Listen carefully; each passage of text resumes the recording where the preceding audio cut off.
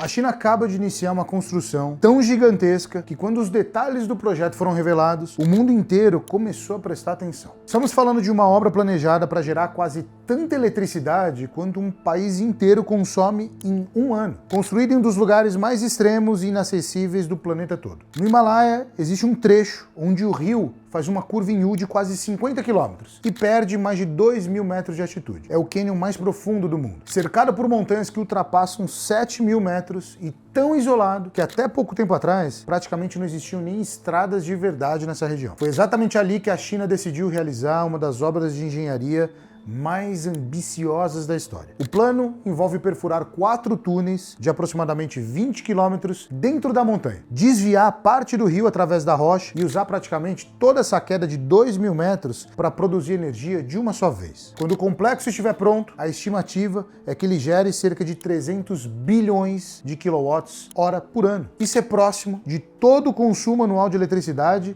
do Reino Unido. E trazendo para uma comparação brasileira, representa quase 3 vezes a energia produzida por Itaipu no seu melhor ano. Só que uma obra desse tamanho, nesse lugar, e envolvendo um dos rios mais estratégicos da Ásia, não poderia acontecer sem provocar preocupação, disputas, consequências. E eu vou te mostrar o que a China está construindo, por que esse lugar foi escolhido, o que fez o projeto sair do papel agora e qual pode ser o verdadeiro preço dessa obra. A obra se chama Usina Hidrelétrica de Medog, também conhecida como Motua. Fica no condado de Medog, daí o nome, na região de Ningxi, no Tibete, no baixo curso do rio Yarlung Tsanpo. Segundo a agência Xinhua, em 19 de julho de 2025, o primeiro-ministro chinês Li Qiang presidiu pessoalmente a cerimônia de início das obras e chamou o empreendimento de projeto do século. E os números explicam o motivo desse apelido. Segundo o plano oficial divulgado pelo governo chinês, o complexo terá 5 usinas em cascata, com capacidade instalada somada de 60 gigawatts e geração anual estimada em 300 bilhões de quilowatts-hora, ao custo aproximado de 1,2 trilhão de yuans, algo em torno de 167 bilhões de dólares. A operação comercial está prevista para 2033. Só para você entender a ambição desse projeto, a maior usina do mundo hoje é a de Três Gargantas, também na China, com 22,5 gigawatts. Medog vai ter quase 3 vezes isso. E Itaipu, que é o nosso orgulho e que foi o maior do planeta por décadas, tem 14 gigawatts de potência instalada, com aquelas 20 unidades geradoras de 700 megawatts cada. Ou seja, Medog sozinha vai ter mais de 4 Itaipus de potência. Tudo vai custar cerca de 167 bilhões de dólares. É a obra mais cara já tentada por qualquer governo em qualquer lugar. Agora, por que aquele ponto específico no meio do Tibete? Porque hidrelétrica não funciona com volume de água apenas. Ela funciona com queda. Quanto maior a altura que a água despenca, maior energia cada litro entrega. E Yarlung Tsanpo tem a queda mais absurda que existe em rio grande no planeta todo. Segundo a Engineering News Record, o projeto aproveita uma queda de 2.000 metros ao longo de uma curva em U de 50 km e vai desviar parte do fluxo do rio por 4 túneis de 20 km escavados através da montanha Nangcha Barwa. Olha só que engenharia de outro nível. O rio faz uma volta enorme em torno da montanha e nesse contorno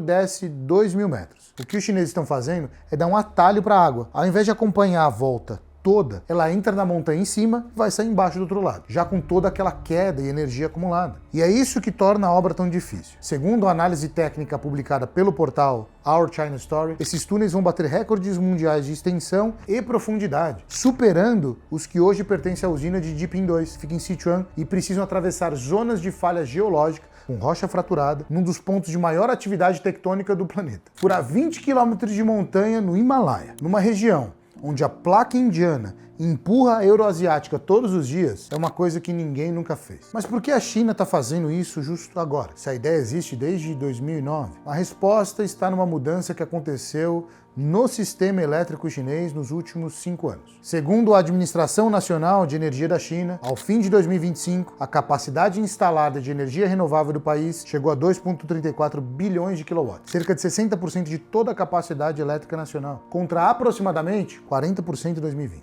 No mesmo período, a soma de eólica e solar saltou de 530 milhões para 1,84 bilhão de quilowatts e ultrapassou pela primeira vez a capacidade instalada de carvão. Em maio de 2026, a rede elétrica chinesa cruzou a marca de 4.000 gigawatts de capacidade total instalada, com fontes não fósseis, representando 62% desse total. E todos sabem de uma coisa sobre esse tipo de energia: sol e vento não trabalham quando você precisa, trabalham quando dá. Painel solar não gera à noite e turbina eólica não gera energia quando o vento para. E uma rede elétrica precisa de alguma coisa que segure a carga o tempo todo, independente do clima. É exatamente esse o papel de Med-Dog. São 60 gigawatts que funcionarão de madrugada, no inverno, com o céu fechado, sem depender do sol, do vento. Será o alicerce que vai sustentar todo o restante da capacidade energética que a China já construiu com essas outras duas fontes. E se você quiser receber mais vídeos sobre a China e as transformações que estão acontecendo no país, deixa o seu like, se inscreve aqui no canal.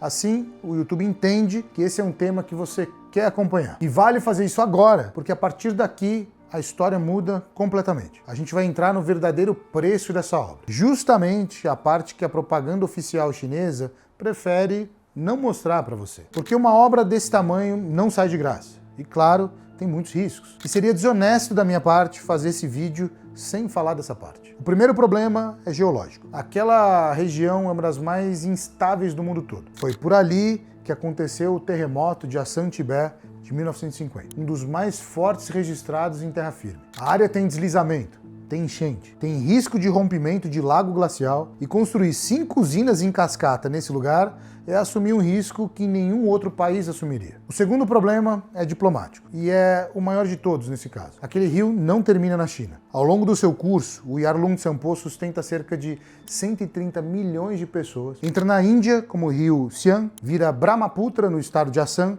depois vira Yamuna em Bangladesh e responde por quase 1/3 dos recursos de água doce da Índia. Ou seja, a China está construindo a maior usina do mundo em cima da torneira de 2 países vizinhos. Claro, os vizinhos reagiram. A Índia acelerou seu próprio projeto hidrelétrico no rio Siang, no estado de Arunachal Pradesh. Cerca de 11.000 gigawatts, apresentado como uma proteção contra liberações repentinas de água vindas do lado chinês. O projeto indiano, por sua vez, enfrenta protesto das comunidades locais que seriam deslocadas daquela região. E tem um ponto que eu não posso deixar passar assim. Até hoje, o governo chinês não divulgou o projeto detalhado. Nem um estudo de impacto ambiental, nem quantas pessoas serão deslocadas. E a China afirma que a usina é a fio d'água, com prioridade ecológica e sem grandes reservatórios. Organizações tibetanas e pesquisadores indianos contestam. E eu, sinceramente, não tenho como afirmar quem está certo, porque o dado não é público. Não tem como você saber, não tem como ninguém saber. Agora, voltando a uma das perguntas que eu fiz lá no começo desse vídeo. O que permitiu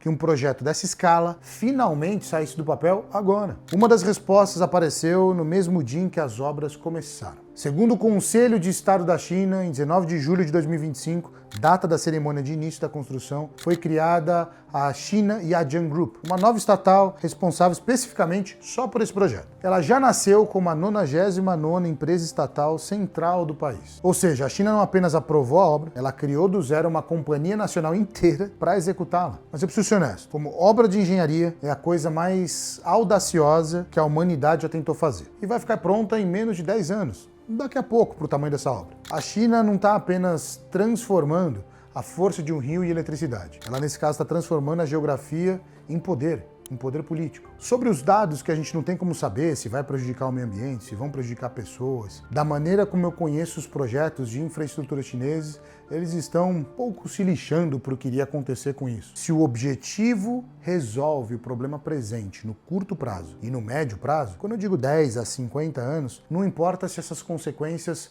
podem ser piores para o meio ambiente ou para o futuro em 100, 200 anos. Eles estão muito mais preocupados com a necessidade do agora. Essa falta de autossuficiência no petróleo está fazendo com que o governo busque cada vez mais projetos de energia alternativa, cada vez mais outras soluções de importações ou trazer novos materiais que tirem essa dependência do petróleo. E esse achado no meio do rio, por mais que prejudique Índia, Bangladesh, eu não acho que isso vai afetar em nada, nem um pouco a decisão deles de irem para frente com esse projeto, implementar, usarem mais uma vez como exemplo de uma obra de mega engenharia para o mundo e principalmente mudar essa chave da dependência de uma matéria-prima importada e um insumo de água que eles já têm excesso, mudando bastante como eles dependem de outros países e como eles lidam com a energia na China atualmente. Eu sou o Lincoln Fracari, morei por mais de 12 anos na China e durante esse tempo aprendi que as maiores decisões chinesas raramente são pensadas pensando apenas nos próximos anos. Elas são feitas olhando décadas à frente. Por isso, eu quero saber a sua opinião. A China deve ter liberdade para fazer o que quiser com esse rio dentro do próprio território? Ou uma obra capaz de afetar outras nações vizinhas, deveria depender de um acordo entre os países envolvidos? Não existe uma regra clara num contrato mundial sobre água. Eu acho que aí tá todo mundo andando numa zona cinza. Mas eu quero saber a sua opinião. Me conta nos comentários não apenas de que lado você tá, mas por quê? Eu leio todos os comentários desses vídeos longos e eu quero entender a princípio o que pesa mais pra você. Se inscreve no canal, deixa a sua curtida, clica no botão hype se você chegou até aqui para ele chegar em mais gente e como sempre, até o próximo vídeo.